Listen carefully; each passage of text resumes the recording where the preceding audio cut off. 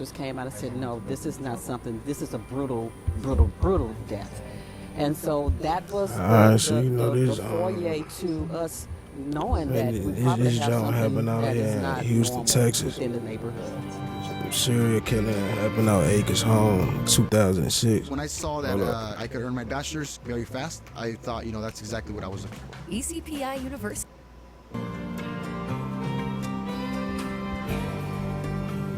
It was brutal. Yeah, dude was going crazy. He was raping and killing these number women. Through it.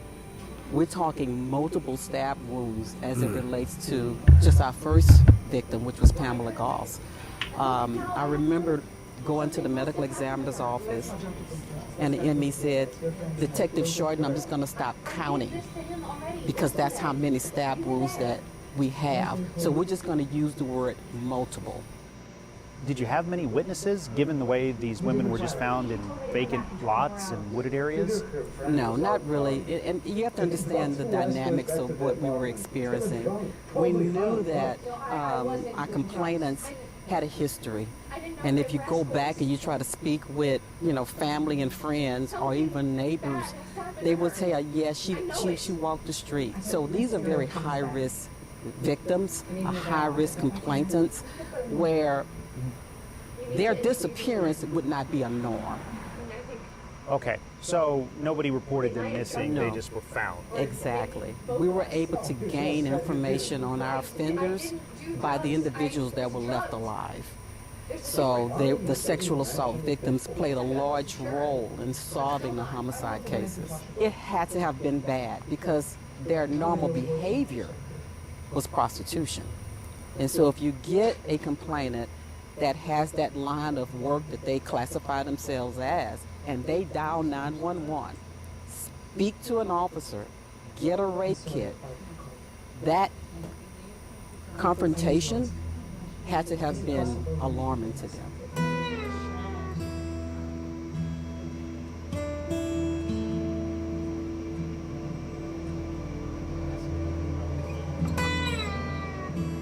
One of our complainants was sexually assaulted, and one of the things she said he had scales. And for us, doing our comprehensive interrogation or interview with her, you talking like scales, like he had a skin problem? And she said, no, scales. So I started Googling, and I said, does it look like this? And it was the justice scale. And that's... So a tattoo? It was a tattoo of a scale. I want to know what that means. How many of the victims reported getting attacked by a man with the scales of justice? We had a couple. We did. So we knew we had something consistent.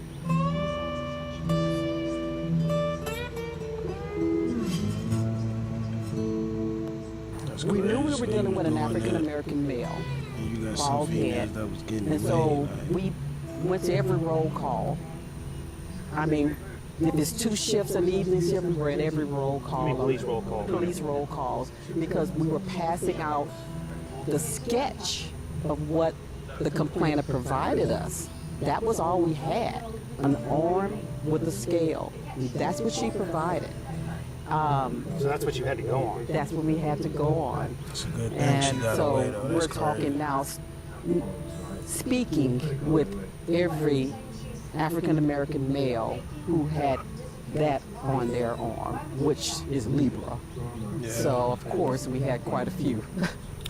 So you had multiple people with the scales of justice. We had multiple people. Tattooed on the arm. Exactly. So he just exactly. putting everybody else in a situation where if you got a scale on your arm and they see, bald head scale on your arm and they see it, I mean, you can get in trouble for it. But I think I read Because they don't really know who's doing it for real. Like they not sure who's doing Yes, it. sir. Well, I went to Walmart and I got just a little handle case, and I put files in there, and I put the consent forms, and we had the packages of swabs, the containers that it went in, and our gloves. And that was our traveling kit. You have to understand something. The dynamics of Let me show you why I stopped paying for all my other sample libraries. This is R.I.P by Output. This thing has sound, Recognizing that you were investigating not only the sexual assaults, you were also investigating the homicides. And with that left us with multiple complainants. Complainants that are living and those that we know that are deceased.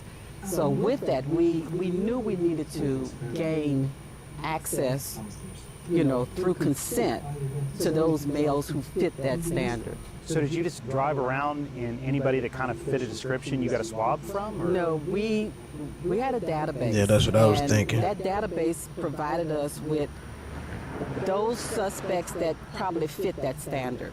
So we had an idea of those who were sex offenders and those guys who may have had the scales that were identified by public, because we had a tip line as well.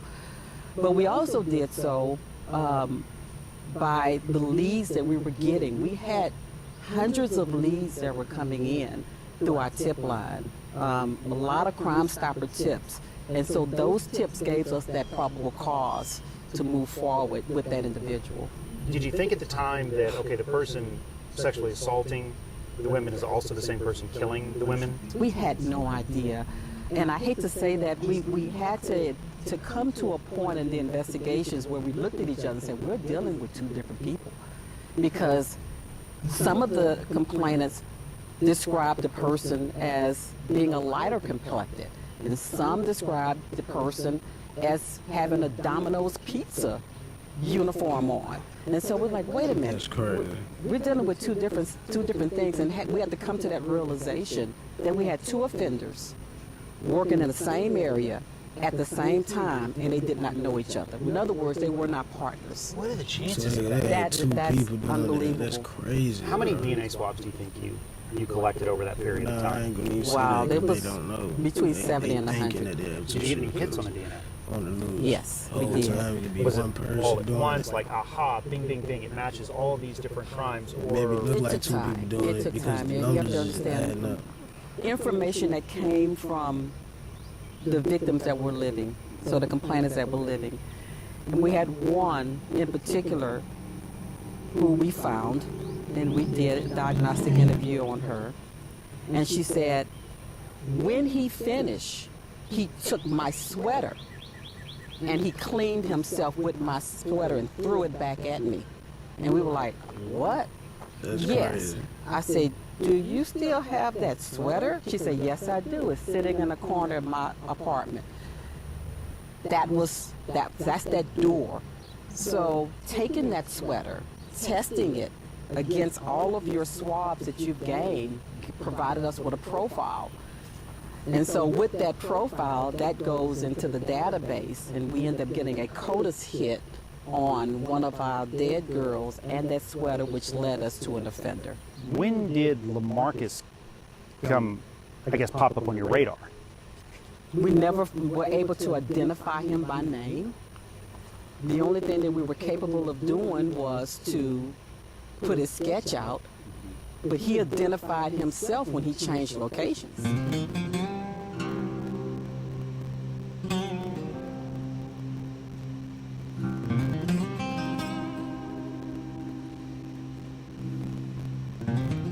So when he changed locations from Acres Homes, he also did what he called a cooling off period. And that's a standard for serial offenders. They're like, dude, why did you stop for 6 months? And they call it, the FBI calls it a cooling off period. I had to work. He was still working. He still had a family, nice apartment, but he grew his hair out. And so his hair went from short to little twist. And then he put That's a little crazy. cap on See, his he look head. different. So now he goes from the LaMarcus McWilliams, with short hair, to now LaMarcus McWilliams with longer type hair. And this time, I'm not going to offend anymore in Acres Home. I'm now going to offend in 7th District or Northeast Houston. Stay strong, sister. I'd like to teach you how to make $5,000 a month online by simply being what I call a digital middleman. He had a victim in his car that he picked up. He took her to a vacant area in a wooded area over off of Homestead. In the archives, there's pictures of this silver Pontiac Grand Am. That was his car. That was his car. And there was pictures of this like wooded area. The fact it was like an 18-wheeler. Exactly. That was that area. The sexual assault occurs there, and because she's nude. When the acts are over, now it's time for me to leave. I can't because now I'm stuck. When his car got stuck in the mud, he told her, I get in the driver's seat and push the gas while you push the car. So he made the woman that he had kidnapped try and push him out of the mud. Naked. What? And bound.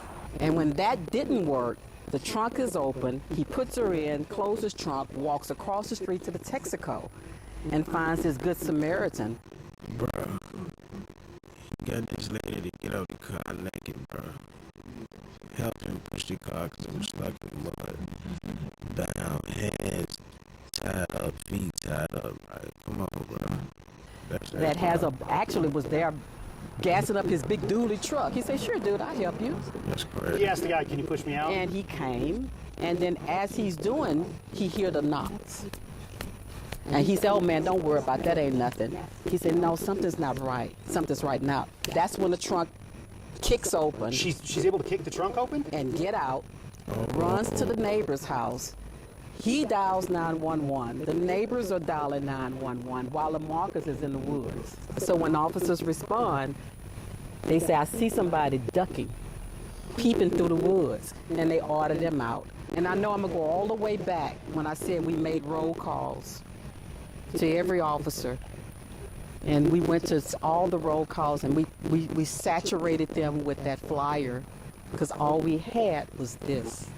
And a sketch. The scales of justice. So as LaMarcus was wanted for some traffic, so as he's arresting him, Did you see the scale? he was like, hold on. He said, and he ran and got his sketch, but by this time he had had the tattoo artist to put flames on the scales. So he knew that was He out knew there. it was out. So he put flames on the thing. And the guy kept saying, no. So he immediately calls sex crimes. He said, I'm not trying to be funny, but I think I have your guy. And that's how it all started. So essentially, LaMarcus's undoing was this one woman who escaped. Yes. There was no one to blame until now. Police say 33-year-old LaMarcus McWilliams' DNA connected him to Goss's murder and 5 other sexual assaults, including a 13-year-old back in 1996. He was arrested last month after police say he raped an 18-year-old and then got his car stuck. I don't know how he got away with that, for so long. Police also say his DNA linked McWilliams to the death of Jasmine Clark, and he is the primary suspect in other bodies found in Akers homes between 2006 and 2007. Police say he's denying any involvement, but the community is breathing a collective sigh of relief. Believe it or not, I'm actually happy because it put the people at rest out here. Police showed us suspect sketches and pointed out how similar McWilliams' pictures look. They even showed a sketch of a tattoo witnesses remember him having of the scales of justice, and show McWilliams having the same one. Goss's mother says she'd like to ask one question about her baby's death. I'd ask him why. Today's trial for LaMarcus McWilliams came to a halt. According to the judge, the complaining witness has not been located by the state to begin testimony, and until they find her, there's no trial. His attorney, Eric Davis, left frustrated. He says this will be a setback for his client. McWilliams, seen here back in September of 2009, appearing before a judge for the first time, is accused of murdering 50-year-old Pamela Goss. Police say his DNA connects him with Goss's murder and a series of rapes, including the sexual assault of a 13-year-old in 1996. So he's in prison for life for sexual assault, aggravated sexual assault of the last young lady. Exactly. He was charged with Pamela's murder. It was used in punishment.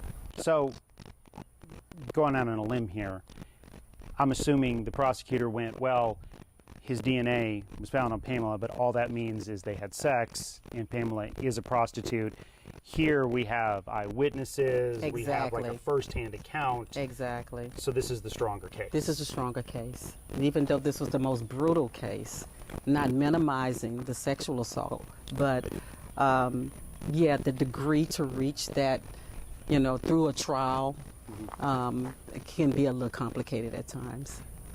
But it was used as punishment. It was used in punishment. So do you feel that she got her justice? Yes, you know, beautiful family. Just a beautiful family, and they walked with me through that whole process.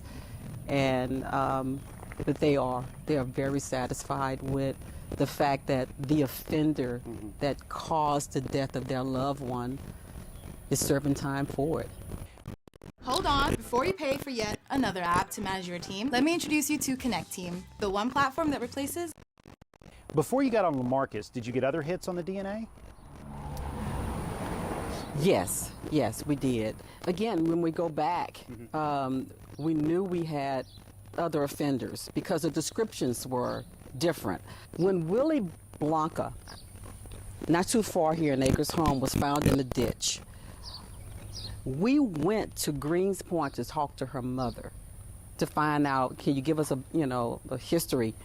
And as we're in Greens Point, we were approached and said, y'all from homicide? Like, yeah, okay, y'all must be here about the girl under the bridge. It's like, no, we're here on something different. Said, no, what about the girl under the bridge and the girl that's been burned? I was like, what are you talking? So those cases were already working. Those were cases that were not solved. And because they outcried to us and they led us to a boy by the name of Baby Boy. That was the street name. That was the street name. And so we ended up finding out that Baby Boy was Brian Davis. So interviewed Brian, took DNA samples from them. We got a court order to get a DNA sample from him, doing all of the things that we did just on us pausing Acres Home and now trying to figure out, well, what's the girl under the bridge, which was Candace. And so Candace's case was already worked by another homicide team with no leads until we established Baby Boy. And then that's when we ended up finding out that Baby Boy was associated with Candace's case. So Brian Davis matched Willie and Candace. Exactly. Even though the Candace and Willie murders were in two different areas and essentially had nothing to do with one another. Yes, and we never associated Brian with Acres Home. That's what made the investigation so tedious, because here we are finding a body in this area where we know we have an active serial that's going on. You have to go now and do a follow-up on the person that you just discovered who lived in the Greens Point area. And as we are there, new information comes in on cases that are totally different from the ones that we're working. So we worked them. And we end up putting Brian Davis in jail on a case from the county. So the young lady that was burned was the county's case. Talk to me now about Junius Bilford, because was he connected to any of the murders or just assaults?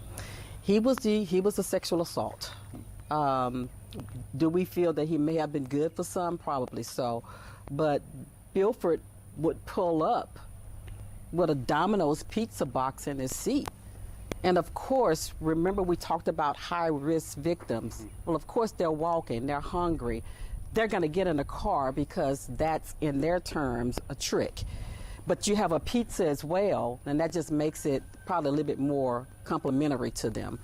And that's how we were able to get Bilford identified, because we had two separate complainants providing information on two similarly looking black males. But one would say, no, he had a little beanie cap on his head. So if you remember, multiple sketches were a suspect without a beanie cap and a suspect with a beanie cap, because we were getting two different descriptions, not knowing we were dealing with two separate individuals. Okay. Yeah. So DNA matched. So DNA also matched Bilford. Exactly.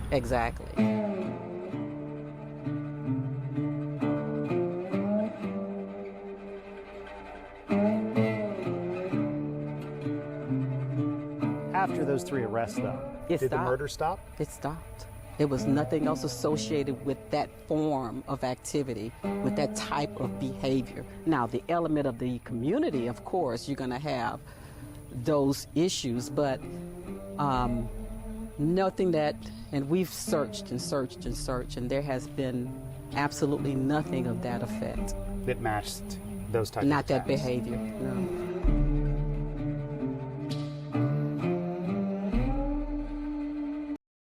Ẹ̀yin tèmi ẹ sọ pé ó ti lọ. This business is real o, and it's working. My African. It would have been easy for the department to have made these cases a lesser priority, given the lifestyle of these women. But that didn't happen, did it? It didn't happen, no. I remember while I was in sex crimes getting a report, and it gave this address, and it gave a sexual assault that occurred. And then, of course, you're going to pull up the criminal history of that person who's making. That's just a part of your investigation. And you see the multiple arrests for prostitution. Yeah, you can quickly formulate that opinion. But why would I now make a report? And I didn't make all of these prostitution cases that I see that you have. Why, when I run you as a complainant, I don't see any other reports? That's a red flag for us. That means something was out of the ordinary to make me say this went beyond a change of money for a service. This was to a whole different level. And it's sad that we have to think like that, but you don't minimize anyone who makes a report at all. And a lot of times doing this case, we search for those who did not make a report, and we made one for them. Whether or not it matched any of the offenders that we were looking at, it's just the mere fact that we were not only providing a service, but providing that counseling that you don't have to accept this action. Just your body, but you don't have to accept being abused, or hurt or threatened. And so we encourage them that there are alternatives. Every life matters. Every life matters. Yes, sir.